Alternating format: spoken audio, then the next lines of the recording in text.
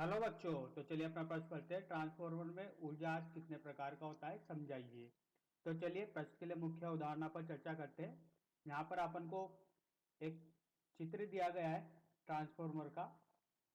इस ट्रांसफार्मर के चित्र के आधार पर अपन यहाँ पर समझेंगे ट्रांसफार्मर होता क्या है।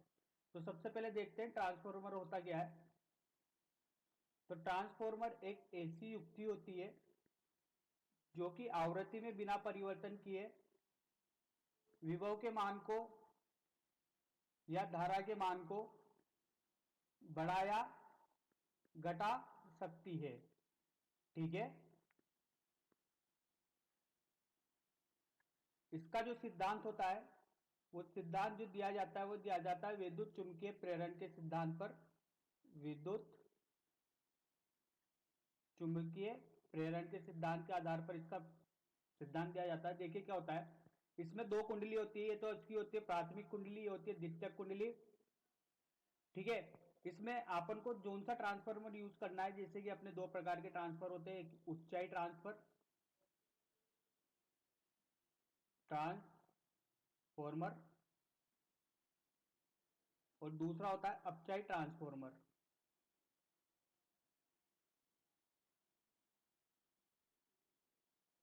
तो देखिए यहां पर क्या होता है, जैसे कि अपन को ऊंचाई ट्रांसफॉर्मर का प्रयोग करना है, तो इसकी जो प्राथमिक कुंडली होती है, इसमें फेरों की संख्या जो होती है वो कम होती है, और जो द्वितीयक कुंडली होती है इसमें फेरों की संख्या ज्यादा होती है।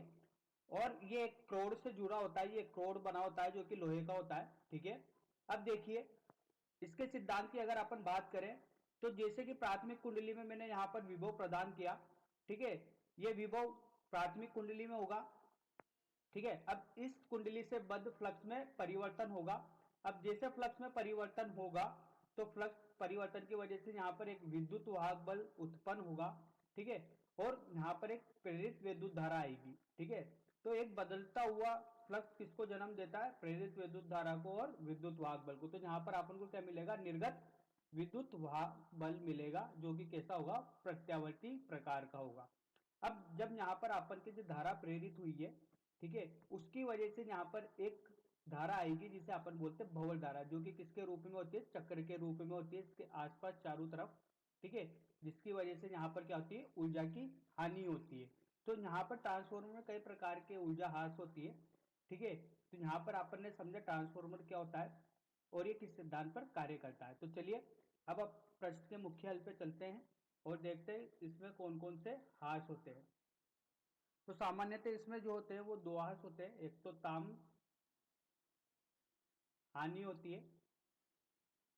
देखिए क्या होता है, जो अपन की कुंडली होती है, वो कुंडली किससे बनी होती है? अपन की लोहे की बनी होती है। ठीक है। तो इसमें जो लोहे की बनी होने के कारण जो इस कुंडली में हानि होती है, वो कैसी हानि होती है? ताम्र हानि। दूसरा अपन के जो क्रोड बना होता है वो किसका किसका बना होता है? यहाँ पर वो भी नरम लोहे का बना होता है। ठीक है। तो यहाँ पर अपन की हो गई है लोह हानि। ये किसमें होती है? क्रोड में होती है। तो ये दो प्रकार की होती है अपन के, भंवर धारा के रूप में, और दूसरा शैथिल्य हानि। ठीक है। तो देखिए भंवर धारा का मतलब क्या होता है कि बदलते हुए चुंबकीय क्षेत्र की वजह से जो ये कुंडली होती है या क्रोड होता है, इसमें इस तरीके से एक धारा, प्रेरित धारा उत्पन्न हो जाती है भंवर के रूप में। ठीक है। लेंज के नियम से इसकी दिशा दी जाती है और ये होता है ए बराबर minus D five by D T. ठीक है। तो देखिए यहाँ पर चुंबकीय फ्लक्स में परिवर्तन हुआ और विभव उत्पन्न हो गया। ये ऋणात्मक चिन्ह दर्शाता है लेंज के नियम। शैथिल्य हानि जो होती है वो होती है शैथिल्य वक्र से होती है, जो अपन को ये बताता है कि जो उस क्षेत्रफल के अंदर यहाँ पर जो भी अपन का धातु होगा, ठीक है, तो उसकी हानि उस प्रकार से दी जाएगी। तो आशा करता हूँ आपको ये समझ में आया होगा। धन्यवाद।